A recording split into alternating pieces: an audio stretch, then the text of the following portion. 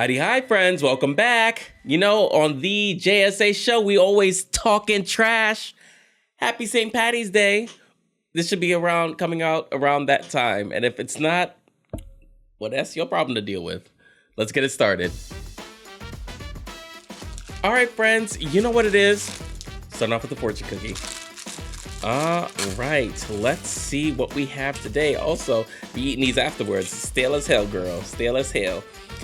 All right, let's see. The fortune for today is you will be able to achieve success in your career. And you know how I will be able to? If you like, comment, and subscribe to my YouTube channel. Come on, y'all. Help a brother out. No, seriously though, give me a follow. Yeah, you will be able to. You will. This is a fortune cookie. All right, tally one for the fortunes. All right, Blessed B. Learn Chinese, beef with broccoli. Why y'all telling? I'm trying to learn the language. I want to go, when I go to China, I want to be able to hold conversations. But all y'all getting me able to do is say beef and broccoli and lo mein. I think that was the last one we had. What the hell? I might look at these lucky numbers though. My lucky number's 11. That's in this one, so maybe I do it. Yeah, give me something useful like, hello, how are you? My name is. For y'all who like Real Housewives of Atlanta. Beef with broccoli. Girl, be serious. Anywho, let's get started with our Reddit story for the day. Let's see what disaster couple is afoot. All right, the story for today is my 41-year-old male wife, a 40-year-old female, my 41-year-old male wife, who is a 40-year-old female, had an argument that spiraled. How do we come back from it? My wife and I had a big argument as a result of me expressing frustration that the house was untidy. Okay. I work full time and my wife is currently not working. Okay, right, because listen, there's a lot of times it's a two-person working household, but then the guy's like, yeah, I mean, as a woman, you should be the one cleaning. Like, well, that's a take. That's a take. They're working too, but they're the ones that should also be showing up the most in the relationship. Heard. But that's not what this is. Right? It sounds like they try to do the traditional husband works, wife is a stay-at-home mom. Doesn't mean that she doesn't need help, but heard about the dynamic. Let's see. Let's read on. She looks after our 4-year-old, okay, 2 days a week with the remaining 3 days in long daycare. Okay. Our 7-year-old is in school and she manages the drop-off and pickup. The house tends to be in a mess and I have expressed a desire for her, to focus on it more. And last night I brought it up again. I didn't overtly say it. I was visibly annoyed and she asked if it was because the house was messy and I said yes. Oh, she knew.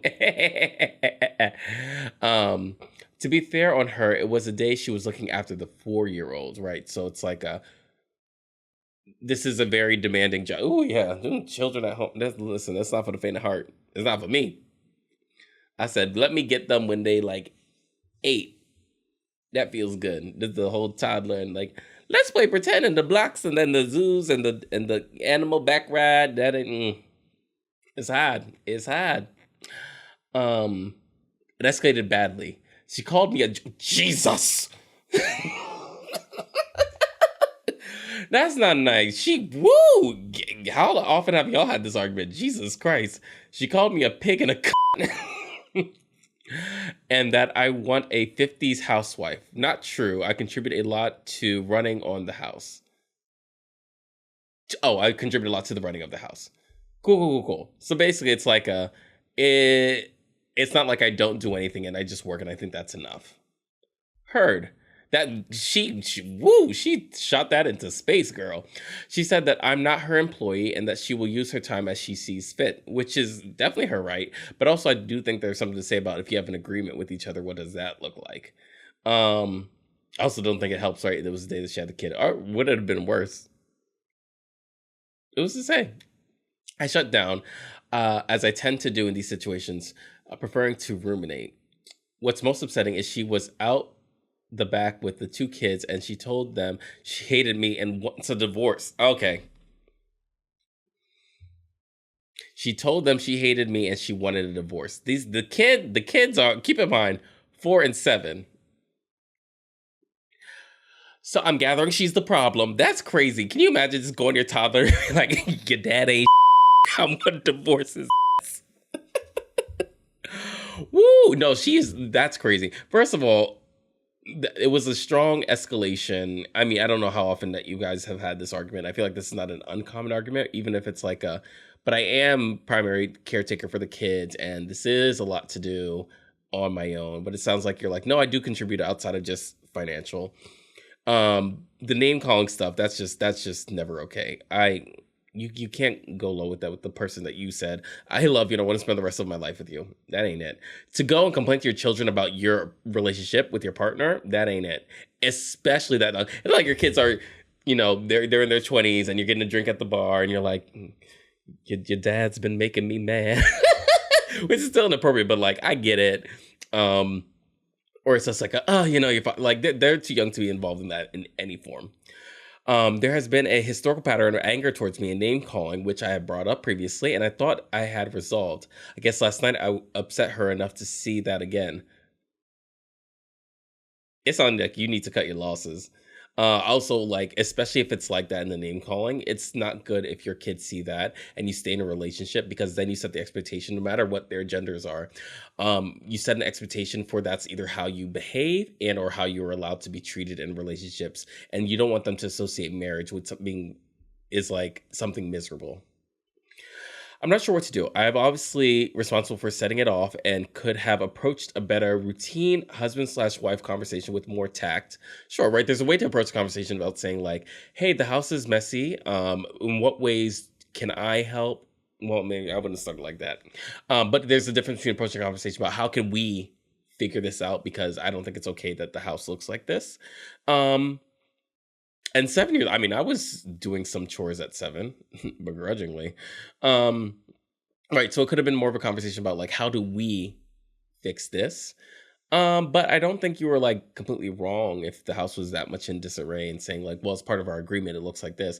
And that she would be right to say like, sure, but I still feel like that's an uneven split of labor. Here's what I would need or what I would prefer as a conversation. Have them. But I'm deeply upset by the response, particularly what she said to the kids. Yeah, no, that's just jacked up. What is the best way to apologize and explain how her words make me feel? I think you need an outside person, because the name calling is that's a lot.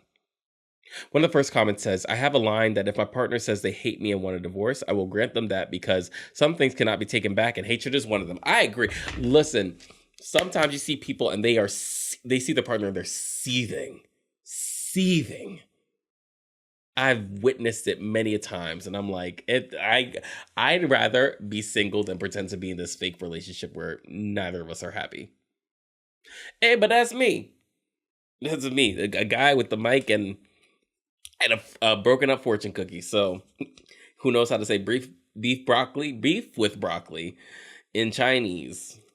Jilan Nu Ro. Was that correct pronunciation? Absolutely not. The point being, this ain't it. Let me see what else anyone else has to say. Ooh. All right, another comment says she is abusive. Name calling like it's completely inexcusable. Telling the kid she hates you and wants a divorce to divorce you is abusive to the kids. I agree with that for sure. You can her bringing the kids into it tells me that she's the problem. Like sometimes you're like, oh, and I don't know, because we've seen this dynamic a lot. Especially with stay-at-home moms, and like how does that translate to fathers showing up in that relationship with the children? So we've seen that a lot. I don't think that's what this is. I think she a monster. And this isn't one-off. This is who she is. This is real. This is me. This is who she wants to be. This is me. I jacked up the lyrics, but the point remains. It is what it is. All right. Let's go to our last segment, friends. All right. So for the last segment, I just wanted to briefly talk about something that's very current right now. So by the time this episode comes out, we should be at the season finale, I believe, for Love is Blind, or would have happened the week before. Maybe we're in reunion week. Regardless, if you've been watching season 10 of Love is Blind, we'll put up the logo there. Y'all know this was some straight up bull. Anyone, y'all in Ohio, are y'all okay? Because it seems like you're not okay. The dating was, I'm ashy. I forgot to lotion my arms. Tyler, if they're really bad, fix it. Yeah, the season 10 Love is Blind in Ohio. First of all, this is the first time they didn't do a city, which I think is stupid, right? There's Cleveland, there's Columbus, there's Cincinnati. Those are big cities, but they're not, I mean, you could drive to them, obviously, but that's kind of defeats the point of like having someone that's like local to you, where it's like, yeah, like I'm either in your city or I'm in like the suburbs, or like this idea of like I'm less than an hour away of travel. So that's crazy, first of all. The black girls, thank God y'all left that man. You should have done it sooner. I think y'all got caught up in the game of it all. Listen, he wasn't gonna make a decision, and I think if you, I don't need to be mean on this. I think y'all made the right decision. I think when you look back on it, you're gonna be like, yeah. And hopefully you learned and you make the better choice. That man Chris, Mr. Keebler Elf, as everyone's calling you. I'm not one to body shame, but apparently you are. So fuck you. I don't know where you get off thinking that you deserve this. When I say men have the audacity, he's the person I'm talking about, because it's not me. I ain't got the audacity. The way he looked at this doctor who was already it doesn't matter if she works out or not. She was not like unhealthy in any shape or form. She was a doctor. She was beautiful. That face card girl, 10 out of 10, Jess. Let's go. And you think you deserve better, but you're such a loser. Just pissing me off. What else was happening? Who else? Oh my God, the guy, first was something like, he is handsome, the soccer player. What's his name? Alex? I don't see it. I don't see it one bit. And that man, he's a homeless grifter. And girl, you need to watch your back.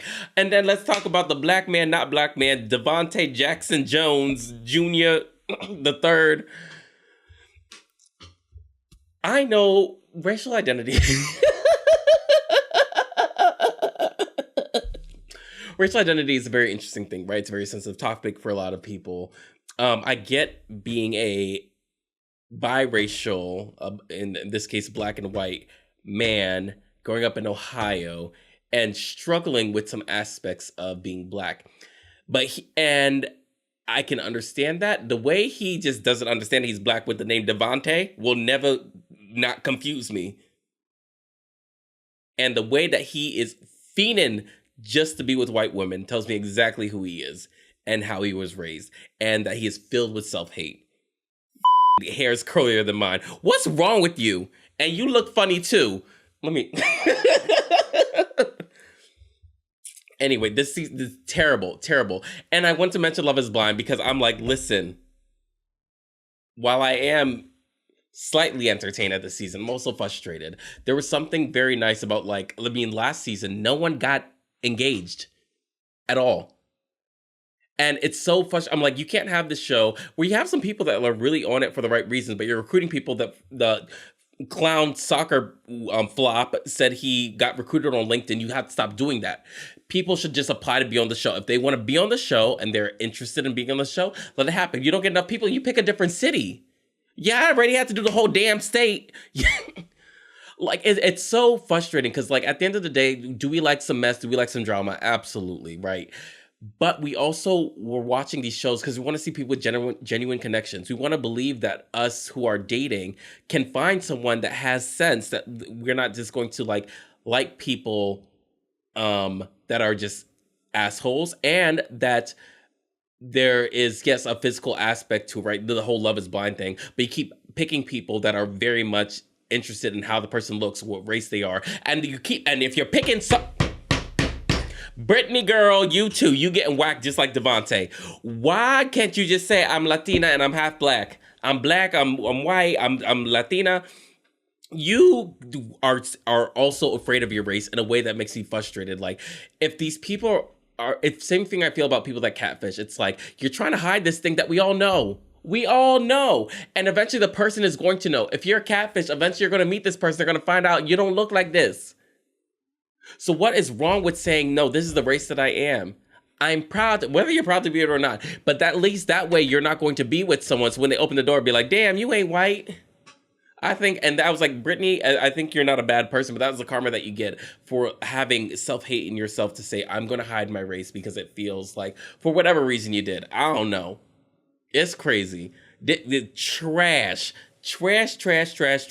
But I do feel like that market of Ohio represents a lot of what people experience in dating outside of the major cities that we did see. So there's that. All right, closing remarks. All right, so with that, friends, I should have ended with that. Now I'm just a little low-key mad. I love you all. God bless you.